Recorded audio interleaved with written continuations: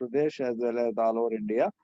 Welcome to this luncheon session, especially Dr. S.K. Gupta ji and Dr. Bhaskar, my friend, and other friends.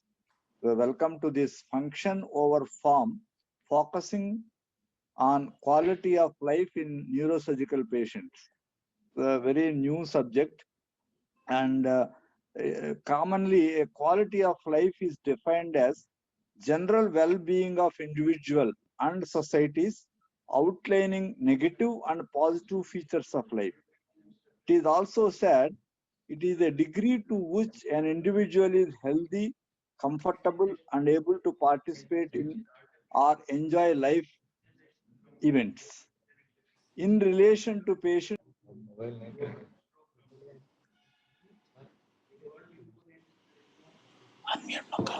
it is a subject which every neurosurgeon should focus on. Dr. S.N. Gupta is going to educate us all in new function over form or form over function is a new terminology is being used. I wish we all get educated this new subject.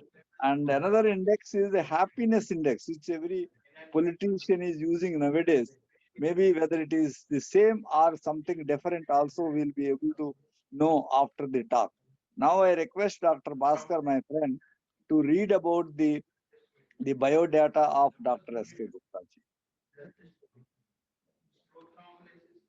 Are you able to hear me? Ah, Thank you, Bhaskar. Dr. Babji. Yeah. Good afternoon, all the APNSA members. Yeah, And Dr. Sunil Kumar Gupta is the professor and head of the Department of Neurosurgery, PGI Chandigarh. And he is a very renowned neurosurgeon. He is the past president of Skull-Base Society of India. He has been an ex-member of WFNS, Skull-Base Surgical Committee. On the professional front side, he is very much interested in the field of skull-base neurosurgery, and he has developed this as a new separate specialty. He has got a very long list of contribution to the field of neurosurgery, especially his own techniques regarding operative procedures. He has published many papers in various journals, especially international journals. He has conducted many conferences and skull-base workshops.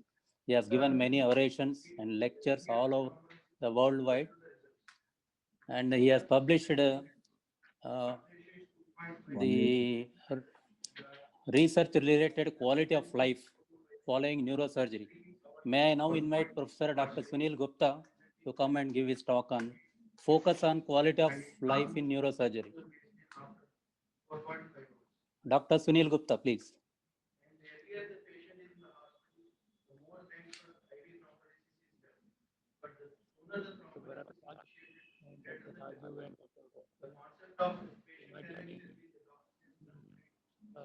So can you start with the share screen? Is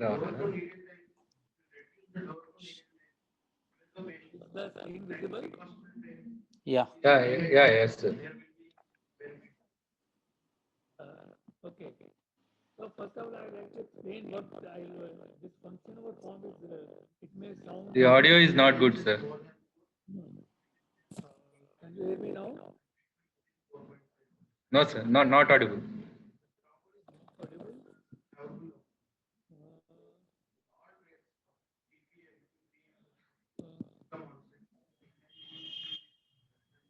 Hello?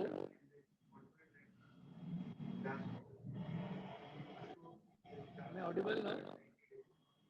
The No, sir, audio. audio is not good. How do I correct it?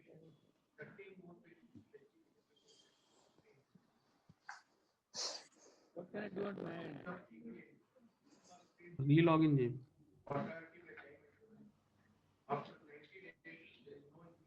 Log in again.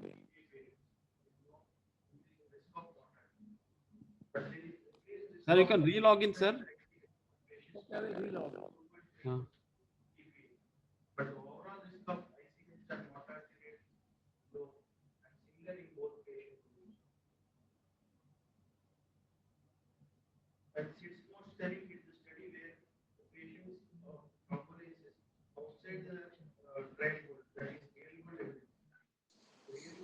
Ramesh.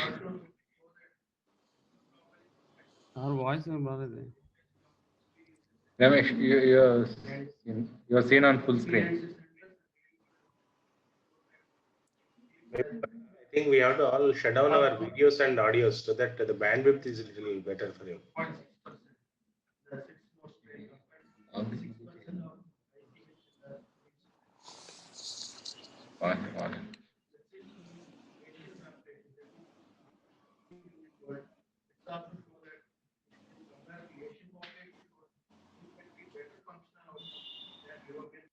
Hello, am I audible now?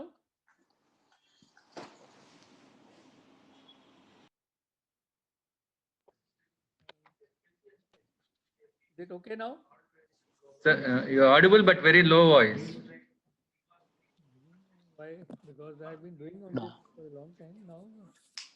Mara, videos close చేయమని అందరినీ. Okay, sir. Sir, I request all to please close their videos. Videos and microphones to be closed.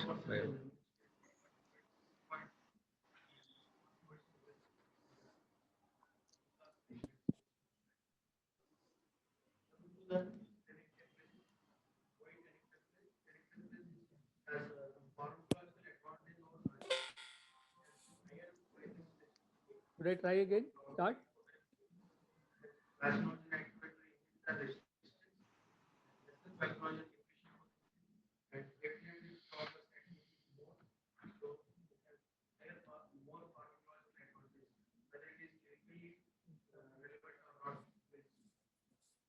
So can I start now? Yes, sir. Little. Okay. So see, as neurosurgeons, our tendency has always has been to focus on the CT, MRI of the brain and spine and try to do what we think is right for the patient. So what my title here means is we have to start thinking, although we already do that subconsciously, but the function of the patient, for example, outcome after surgery or whatever procedure is more important than just the structure removal of the tumor or the disease. So my topic here will be how can we change our practice so that our focus is more on the overall quality of life as compared to just removal of the tumor.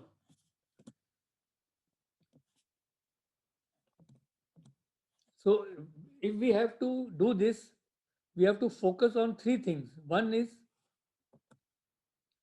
we have to train ourselves and our residents before they go to the operation theater so they are adequately prepared to do what is required.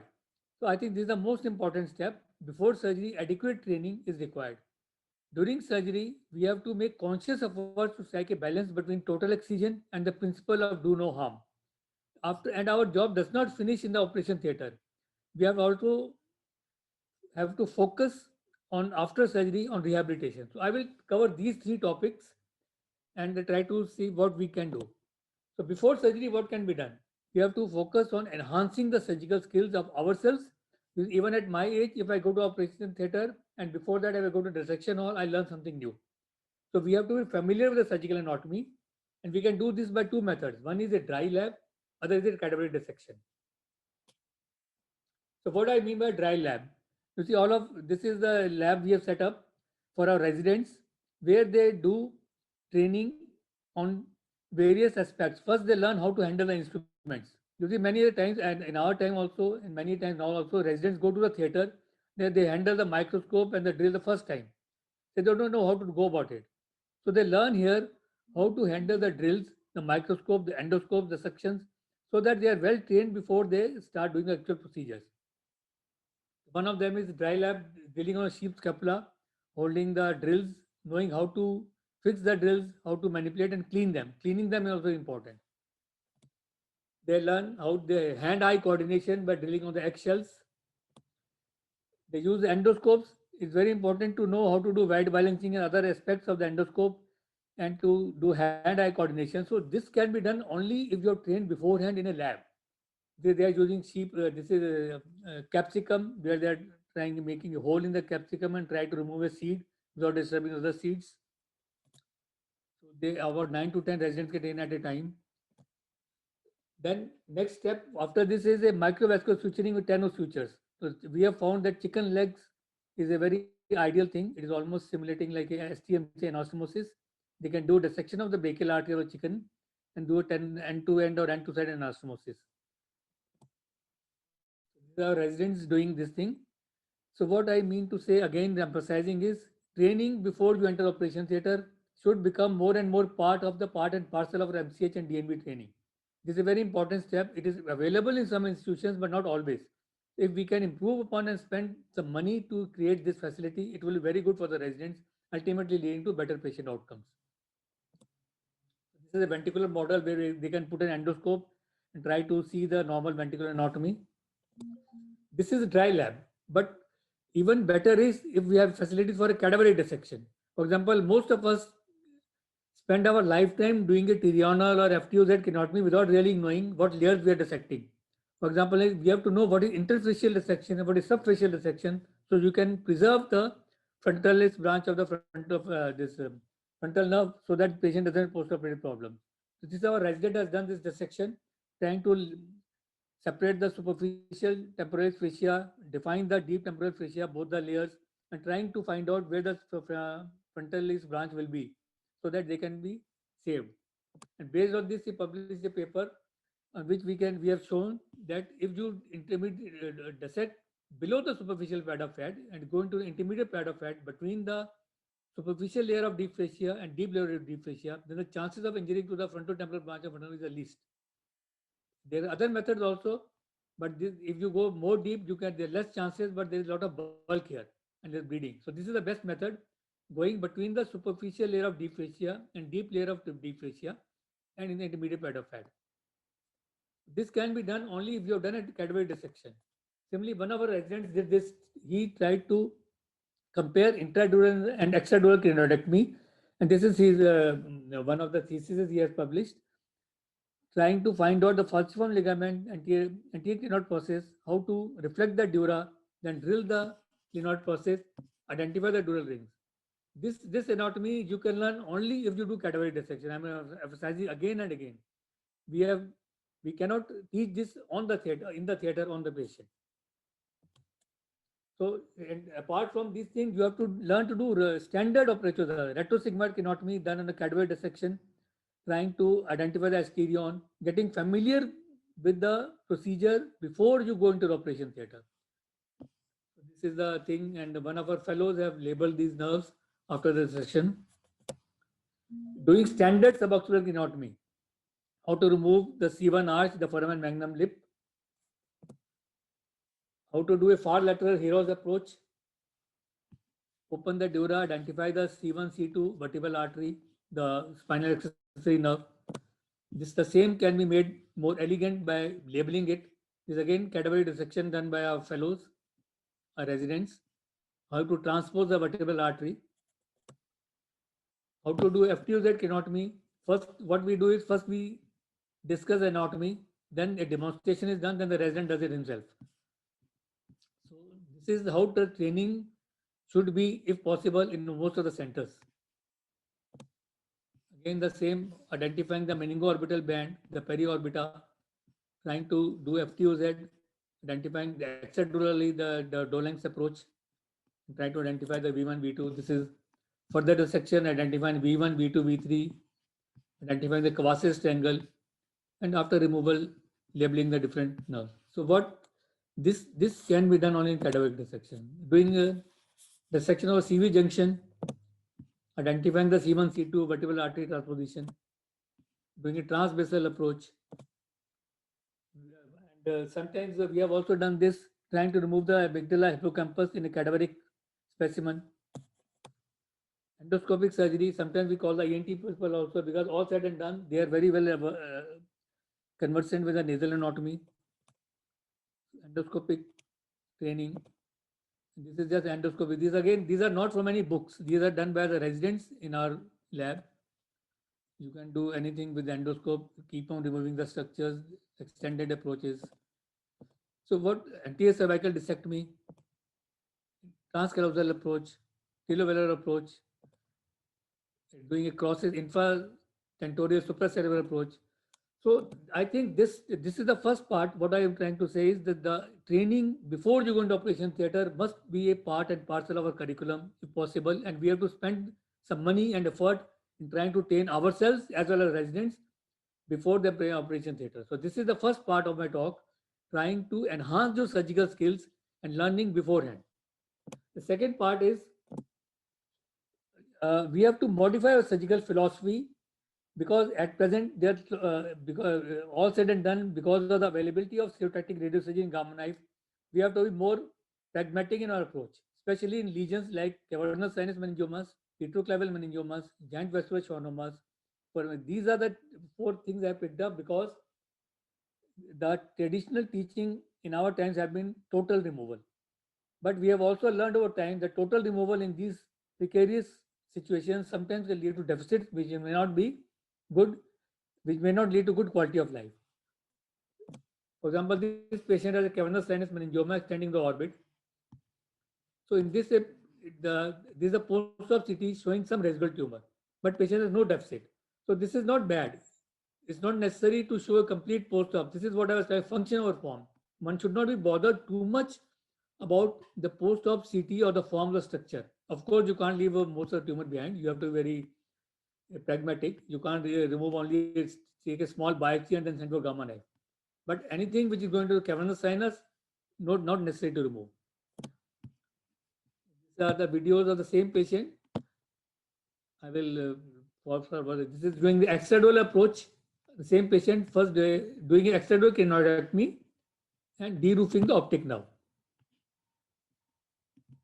So this is the drilling of the clinoid process. So then this is the optic nerve here. Optic nerve is being roofed extradurally.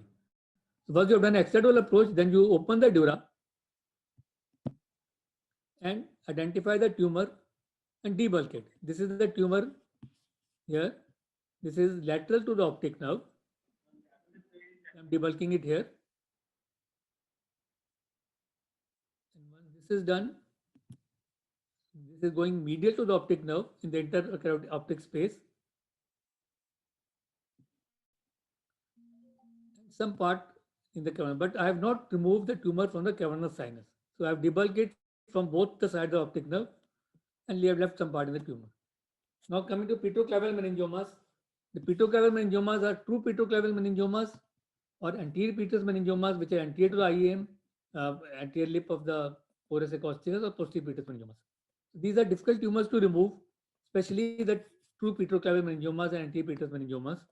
And again, I said, one must first go to the cadaveric lab, try to do the same thing before you enter the theater, identify the gastrin ganglion, the third nerve, build the petrous apex, the brainstem, identify the 7th, 8th nerve, this is the 6th nerve. So you know, because these things you don't see in the theater. You in the theater, on the patient, you will see only the tumor, but you must know that beyond the tumor, these vital structures are there. So you have to be conversant with the surgical anatomy. Traditionally, this is the approach. These are the approaches we have used for petroclavial meningiomas. Either anterior petrosectomy, a posterior combined petrosectomy, or a transcondylar approach, depending on the extent of the tumor. So these are the various approaches we have used. One must remember that these approaches are sometimes very extensive, and beyond the tumor, you have very vital structures, maybe neural structures, vascular structures, and veins, which must not be injured to have a good outcome. So using these various approaches, you can achieve a total excision of the tumor, pre and post-op, pre-op and post-op, pre-op, post-op. I will go a little fast. Pre-op, post-op, pre-op, post-op, pre-op, post-op. Just large tumors. But one must also remember that not all patients will have a good outcome if you do a total petroclavial excision of total petroclavial meningiomas. For example, this patient had a total removal of the tumor, but there was a small injury to the superior cerebral artery and patient developed infarct here. And some residual hemiparesis, there spastic hemiparesis. This patient had a total tumor removal, but we went through this approach, subtemporal approach with the Kawasse's anterior petrosectomy.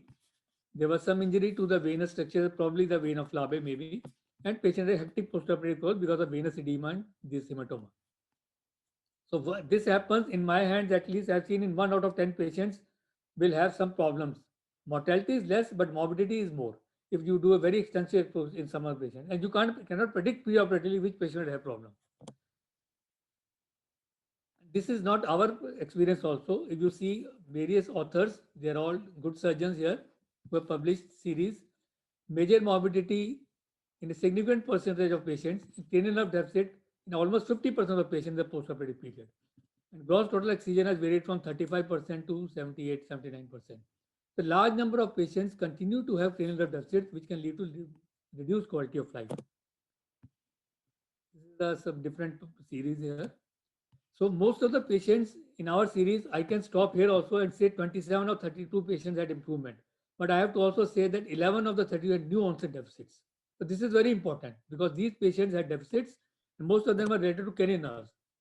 Now, when we talk about quality of life, we assess what is the GOS. So if we publish our result, we say in this patient, in this series, for example, 84% had a good outcome because their GOS was 4 and 5. But this is not the only outcome. Quality of life, when we talk about quality of life, GOS is not the only issue.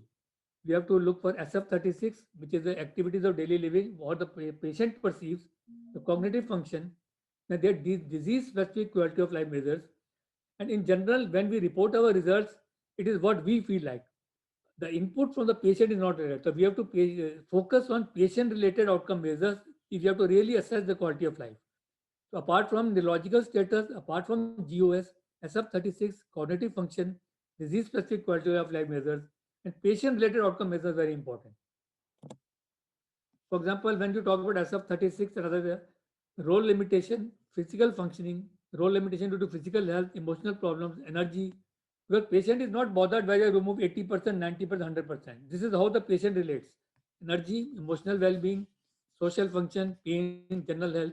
All these parameters are patient-related outcome measures which we have to focus upon if to achieve good quality of life as well as patient perceives. So in petroclide meningiomas, we have to see whether we want to go to total excision or near total excision or subtotal. So I think this red one is where you do a planned subtotal excision followed by gamma knife. In my practice now, I've stopped doing posterior pedosectomies. So I usually employ these three routes, either a FTOZ and a Transilien approach, or a retrosigmoid approach, and sometimes a Kawasaki approach. These three approaches are good enough to take care of all the tumors. If you cannot take care of the tumor totally by this approach, leave that tumor behind and subject to gamma knife. So posterior pedosectomy and total pedosectomy, as I've said, it should not be done. So these are the two approaches commonly used for petroclide meningiomas, Transilien translateral approach. I'll skip the video. I think I've shown this before. Or a retrosigmoid. These two approaches can take care of the most of the patients of petroclide meningiomas. Retrosigmoid approach with a lateral, sometimes this lateral supracellular approach is very convenient, working between the fifth nerve and seventh nerve. There's a good space available there. Again, this petroclide meningioma, some tumor has been left behind. Not a total excision, but patient's quality of life is preserved. No cranial nerve deficit in the post-op period, additional. Same preoperative patient, post-operative, some tumor residual is there, but patient is preserved. The tumor is not completed, there is some tumor behind. Again, tumor has been left behind, but patient is preserved. Pre-op, post-op, tumor has been left behind. Pre-op, post-op, some residual tumor is there. Again, this is a large residual tumor, but surprisingly, patient has no neurological deficit. Same residual tumor is there. So these tumors, if they grow, they can be followed, and with a small residue, if they grow, then can be subject to gamma knife. So again, same thing. Here, this is patient after gamma knife, and for 4 years after gamma knife, some reduction in the size of the tumor. So one have to remember that petroclide meningioma patients are relatively well preserved. Aggressive approaches have to be tempered because there is significant procedure-related morbidity because of perforated vascular brainstem injury. So there's a delicate balance between total excision and preserving good quality of life. I think I've already said this before. Again, same principle applies for giant vascular schwannomas. At present, for small tumors, the radiosurgery has become the standard of care. But giant tumors, you have to operate. Now, how much to operate, and so that the nerve deficit is less is a difficult question. So giant vascular schwannomas are those which are more than 4 centimeters size. I will skip the videos. Everybody is familiar with the standard retrosigmoid craniotomy, medial drilling, and how do we identify the facial nerve and remove the tumor from the nerve, the medial end and the brainstem end. So I have two sets of patients. One is when I operated between 2009 to 2 to 9, 115 patients. Almost all were of more than 4 centimeters. some are very large. Total excision in 90% of the patients. Total excision, total excision, total excision, total excision. This is form, but this is what we like to show in our conferences and our results. This is the structural form, patient results. So, but if we talk about function, out of these patients, only about 60% had a good facial nerve outcome. The rest they had a poor outcome. 40% had a bad outcome of facial nerve. So this is a good outcome, and this is a bad outcome. So this is a total removal, but the function is not good. So we have to modify our techniques. There are many techniques being practiced nowadays. One is a hybrid technique. There is a plant partial excision followed by gamma knife. What we do at least I do, is extra-arachnoid dissection and aim for total neutral excision and leave some tumor in the meters. So the extra-arachnoidal drilling with the limited metal drilling. I use a supine position. But just for function, out of these patients, only about 60%. Hello? Can I continue? Can I continue? Yes, sir. Please continue, sir. You see, there are two. All of us know there are two layers of arachnoid here. So once you enter the arachnoid here, open both the arachnoids and enter this extra-arachnoidal plane, do not go out of this plane. Just remain within the tumor and no need to see any cranial nerve. So this is what I practice. You open both the arachnoid layers, identify the tumor and keep on peeling the arachnoid, keep on debulking and debulking, debulking. Second is, previously I used to do a extensive metal drilling right up to the fundus and identify the 7th, 8th nerve. Now I just do a limited drilling, convert this ice cream cone into a saucer so the tumor is visible and just use a low power suction to QSAR to suck out the tumor. Not necessary to do extensive drilling because that can cause sometimes, that itself can lead to facial nerve damage. I will skip the videos. So in patients who have a no tumor metal extension or very limited metal extension, I do not do any metal drilling. If there's a large extension, then I do a limited metal drilling. So these are the no intermediate extension, no drilling, small extension, no drilling, large extension, then drilling has been done. With this technique, we end up leaving small part of tumor behind. So this tumor is left behind, this tumor is left behind, this tumor is left behind, this tumor. Sometimes the residual is more than this. But this can be taken care of. At present, what my post-operative patients look like is there's some part of tumor left, especially in the metal area, in the anterior aspect, because where the facial nerve lies most of the time. And this can be taken care of by vestibule by a gamma knife. So this is what it may look bad that you have left some tumor behind, but if the facial nerve is preserved, I think it's worthwhile. This is what function over form. With this technique, I have operated about 127 patients. This is 4 years back data. 100 cases of follow-up was available. Immediate post-op, almost half the patients are good function, half had bad function. After it, this is a good function. But after 1 more year, about 80% of the patients recovered to grade 1 and grade 2. So this is better. In previously it was 50%, now it is around 80%. So this is better facial nerve preservation with some limited drilling and extra-arachnoid dissection. So lastly, I would like to talk about foramen magnum. You see, all of us have seen and practiced this far lateral approach and transcondylar approach for large foramen magnum tumors. These are very elegant approaches and the tumors can be removed completely. But we have to also see that some of times these approaches are associated with more morbidity, like CSF leak, cranial injury, vertebral artery, occipital cervical instability. Is it really required or not? The approach which I practice in large tumors is posterior midline approach. But tumors which are small like this, you have to do a far lateral approach. But large tumors, the tumors already displace the spinal junction and you can do a posterior midline approach more on one side. So no need to do a condylar dissection, drilling or a vertebral artery mobilization. This is a small tumor because the anterior, so you need a far lateral approach. But large tumors, see, this is the spinomedullary area. This is displaced and you have an entry point here. You have an entry point here. So a posterior midline approach, you can be more on one side, go up to the condyle, but do not remove the condyle, and all tumors which are large can be taken care of easily. Large tumor, giant dumbbell removed by a standard posterior midline approach.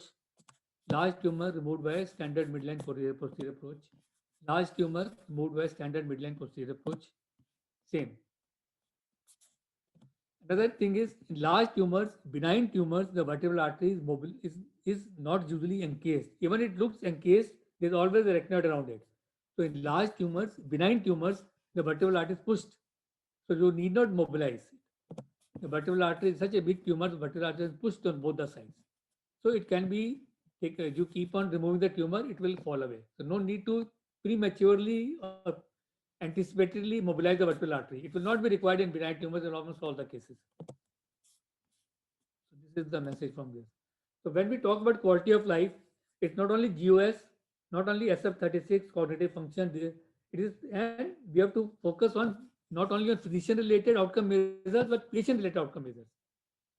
So this, if we analyze our outcome on these, we will know what good or bad we are doing. If we analyze these things, sometimes the patient may have GOS 4 and 5, but cognitive function may be impaired, activity delirium are also impaired. And our work does not stop in the theater. We have to see that in addition to assessing the quality of life, what we can do to quality of life better after surgery. So we have to focus on rehabilitation, education of healthcare workers, and for this we have to involve the neuropsychologists and neuronurses.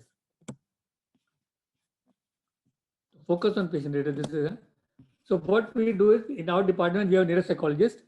So we have tried to do assessment of the cognitive function and found that cognitive function can be impaired after various surgical procedures. For example, effect of cranioplasty on cognitive outcome after clipping of anterior circulation artery aneurysms.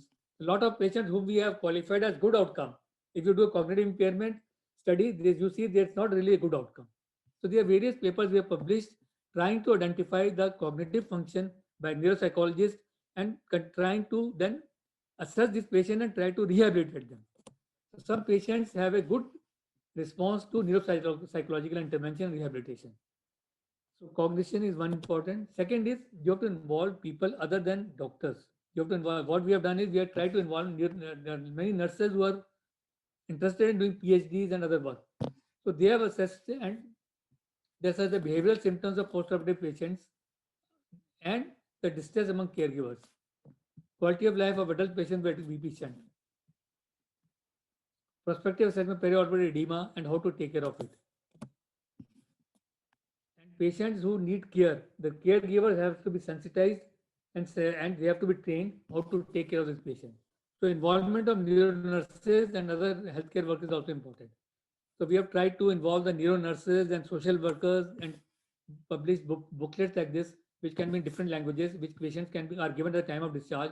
So the patient's attendants know how to take care of the patient so that the rehabilitation, or not all patients have access to good rehabilitation centers, which are very costly. So we have to involve the caregivers so that ultimately our outcome becomes better.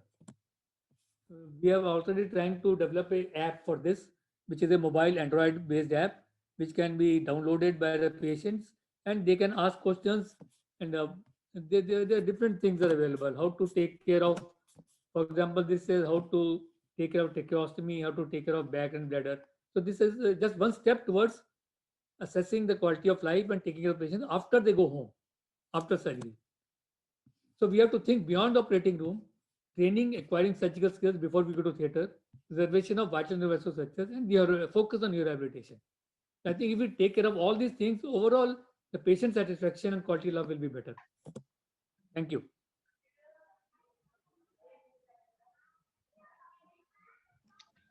So, and Dr. Varaprasad, sir? Sir, It's a really lunch and symposium. Usually neurosurgeons will take lunch between 3 and 4, even though it is a bit late, delayed. So it's a beautiful lecture. So one thing you emphasized is cadaveric lab, sir, cadaveric lab. So most of the neurosurgery, MCH neurosurgery centers are not having these cadaveric labs. So why don't you, being Apex Institute HOD, so for MCH neurosurgery, why don't we recommend for cadaveric lab as compulsory before giving any recognition? So that is one of my prospective thoughts. What do you say, sir? I couldn't hear you. You disconnected. Hello. Yes, now I can hear you. Okay, sir. What I want is to say, tell you is, so here it is the real lunch and symposium. Usually, Yeah, I neurosurgeons, heard. Yeah, I heard. you take Uh, lunch between 3 and 4. So one thing is, for MCH neurosurgery, most of the centers are not having cadaveric lab. You insisted cadaveric lab, and it's very important also for residents to undergo the training. So for MCH recognition, so it's high time to suggest cadaveric lab is compulsory. What's your opinion, sir? You see, it looks nice to say compulsory, but you have to, before saying compulsory, the adequate funds have to be there. Because there, out of the 100, if there are 100 centers, only 5 or 6 will have this facility. You cannot Yes, yes. suddenly make it compulsory. You have to first provide, and I would suggest is, for example, every year you buy instruments, you buy microscope, your table. So 1 year you buy less things and you spend more money on buying equipment for the lab and insist on your institute. You have to do something. Nobody else will Yes. do it. You have to do Yeah, it yeah, yeah. yourself. Yes, sir. So that is So, one thing is important, sir. any other members, any comments? Before I conclude, I think it's a wonderful talk, sir. You have stressed on the cadaver. Our Dr. Baraprasad said it is instead of having a mandatory thing, is all we can do, especially when we are in the government service. Definitely, if the HOD insists on a cadaver lab, it's not an impossible thing. It can definitely be started. In Kakinada, the the skull-based surgery started by the ENT surgeons. So like that, neurosurgery being a very big department in the whole college, definitely all the neurosurgeons can start their cadaver labs in their own institutions. It is not a big thing. Definitely we shall do it, sir. And we shall see in coming years, we shall have all cadaver labs in all of our neurosurgery departments. And rehabilitation, you have said very well that we all, before surgery itself, we should plan for rehabilitation. That is an important point which you have mentioned. And involvement of non-doctors like the social workers and the neuro nurses is a very important point you have mentioned, sir. We will all take care of that. I think any other, Dr. Bhaskar, anything to be added? Bhaskar? Sir, yeah, sir, you have to unmute, Bhaskar sir. Yeah. Can you hear me now? Yes, sir. Yeah, yeah. Yes, sir. Yeah. Thank you, Dr. Babji. I have a suggestion for all young neurosurgeons who are coming out. So most of them, they are going for private practice. Now they are doing cases left and right, see, because the patients are provided to them. So even without much knowledge also, they are trying to operate, most of them. And their main goal is just to attempt the surgery, not to give a satisfactory outcome following surgery. So in that case, think twice before you operate on the patient. Careful selection of the patient is important, and the prior pre-op discussion with the patient and the family caregivers, the outcome following surgery, the quality of life. So before attempting the surgery, I think that is also should be mandatory. What do you think, sir? Yeah, I think most of us are saying the same thing.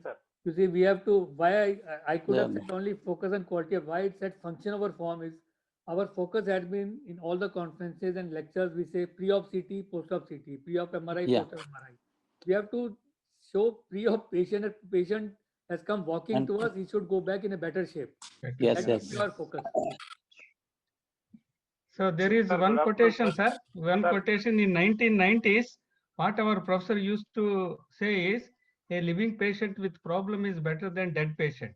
Yeah. So now in 2020s, your motto is, a normal patient with residual tumor is better than complete excision and morbidity.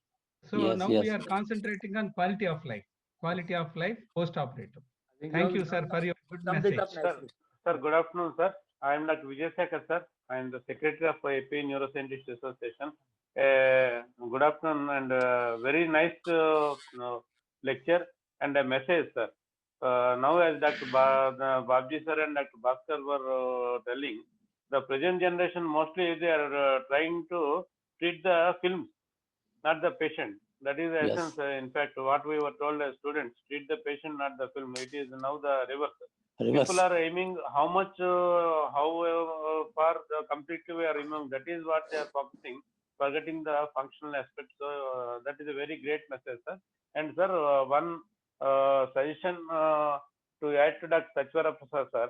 Sir, we can actually from the society recommend at least to start with in some of the teaching institutes. So these facilities, especially to the microvascular suturing or microscopes in the anatomy department, all the medical colleges having anatomy department, we can start some of these facilities, as Dr. Babji sir said. And also, sir, why can't we ask the societies? Suppose our NSI is there, similarly our state bodies Yes, are yes, there. We are having some of the funds. So instead of paying for income tax, we can, I think, concentrate at least one after another. We can try to improve ourselves, sir. I think we can discuss these things in our association. Sir, thank you very much, sir. Once again, Dr. Gupta, sir, for your the wonderful message for the youngsters. Thank you, sir. Thank you. Thank you. Thank you, Babji, sir. sir. Good evening, sir. Thank you. Thank you, Sekhar. Sir, Bhaskar, sir. Good evening. Okay, Good good evening. Thank you. Thank you. Thank you. We'll move on to the next session, sir.